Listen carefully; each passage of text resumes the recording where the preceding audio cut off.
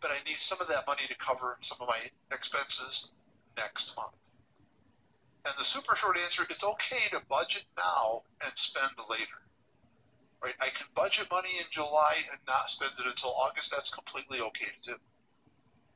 And a useful way to think of your categories, think of them as being like paper envelopes that you put cash money into.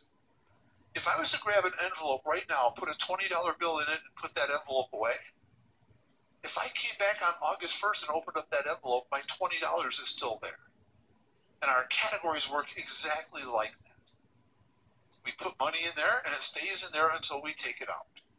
Whether to move it to a different category or to spend it doesn't matter. It stays there until then. So it really doesn't matter when we put the money into the category. What matters is how much is in the category right now. So let's go back over to YNAB. Let's set up our starting account balance. And we're going to go just a little bit later in the month. We're going to pretend that today is the 26th. So we'll change that starting date to the 26th of July. And I have $900. So step one, I've entered income. Step two, let's budget that income. So I have $900 available to budget, and I ask myself the question, what do I need this money to do until my next paycheck gets here on the 5th of August? So today's the 26th, that makes it about a week and a half. So I'm going to need some money for groceries and for gas before then. See, covered there. So bills for July, everything's already paid. But before the 5th of August, I need to pay a couple of things. One of them is the rent, and the other is my electric bill.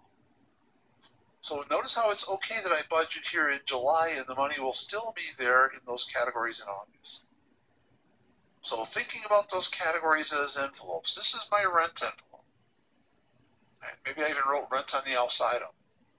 What these different columns in the budget mean is as follows. The budgeted column. That's how much money I took out of the available to budget and put in the envelope this month. So it's the amount I'm adding to the envelope this month. Numbers in the outflow column, that's money that I took out of the envelope and spent. It's been removed and spent. And the category balance column, that tells me how much is in that envelope right now. And if I don't spend the money in July, it simply stays in there. And if I budget something else in August, it gets added to that category balance for August. Okay, so now my available to budget is zero. I've given every dollar a job. Let's follow the budget. Let's go back to our account register. Let's add some transactions. Let's see, the 28th, I went to the grocery store. Category grocery, spent $130. A couple days later, I ended up going to the gas station. Money comes from the gas category, spent $40. August 1st, I need to pay the rent. That goes to the landlord. Category rent, $600. And Monday the 3rd, I'll pay my electric bill. Electric company gets the money. Category is electricity, $100. So let's look at that on the budget screen. So it looks good. My available to budget was zero in July, and it's zero here in August. I spent some of that money out of the groceries and gas categories in July. What I didn't spend is available in early August. I put the money in my rent and electric categories. It shows up there in my category balances. I spent the money in August, and now the category balances are zero. So what I just did, completely okay, but let me ask, is there anybody out there that says, I really kind of like it better when I put the budgeted amount in the same month in which I spend for those bills? Everybody finds it looks kind of awkward with the nothing budgeted here and spending.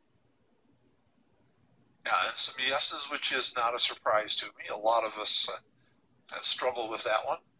What I just did is completely okay, right? Obviously, YNAB is designed to work this way. And it's the most straightforward way to do it. But for those that really don't like this, let me show you an alternative. And the alternative is based on the fact that this $700 between those two categories, it really didn't need to be in those envelopes until August when I'm going to spend it. right, so let's remove it from there, and let's go back to that checking account, and let's revisit the starting balance. And you'll notice when I first started, I categorized the entire thing as income for July. But if I look at the categories I have available, there's also an income for August category. Right? And those income categories send the money to the appropriate month. So if I pick income for July, it puts it in the available to budget for July. Income for August puts it in the available to budget for August. And I can also do what's called a split transaction. With a split transaction, I can record more than one category using one transaction. So let's do a split transaction for this. So I still have $900. That's still the amount of my account balance. In August, I needed the $700 for those two bills, right? Absolutely for sure. For the other money, the gas and the groceries, I wasn't sure exactly when I was going to need it. Maybe July, maybe August, so let's put it in July just in case. So now I took that starting balance and I split it in the budget between two different months. Let's go back to the budget screen. And notice that my available to budget is zero here in July because I put $200 of income there, and I budgeted that $200 right there. And now I have $700 available to budget in August, which came to me from the income for August line. Right, that's from that $700 part of that split transaction. So now I can budget that money here in August. $600 for the rent, $100 for the electric bill. Now the available to budget is zero in August. And I budgeted, spent, and I have zero category balances in August. Right, so questions for those of you that are paid monthly. And by the way, if you're paid weekly or every 2 weeks, you can also use that same technique on your last paycheck of the month if you choose to. So you can use either of those two approaches. Stephanie says, I love split transactions. I do too. There are a lot of fun things you can do with those. Lisa's asking, is the goal to get to zero available to budget? Yes. You'll hear us talk about budgeting to zero or a zero-based budget. And that just means available to budget is zero, which also means that every dollar that I have in my account shows up in my budget categories.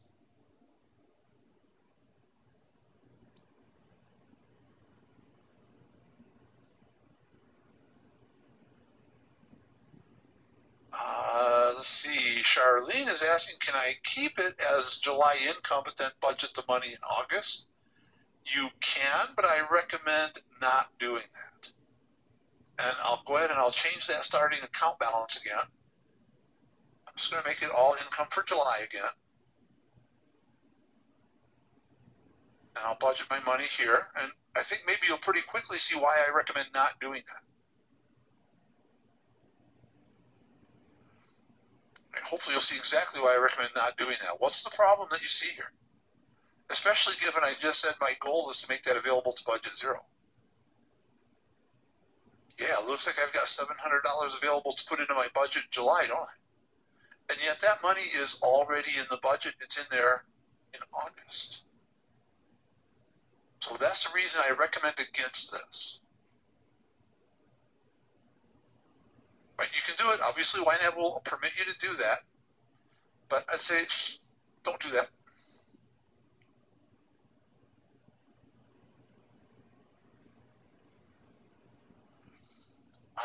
Mary is asking, what about budgeting for Social Security that's based on the whatever day in the whatever week of the month? And a common one seems to be like the fourth Wednesday in the month or the last Wednesday of the month. And you would still treat it the same way. It's basically monthly income. Right? The date probably changes every month, but that's okay. When that income shows up, you'll enter it as income for this month and you'll budget it.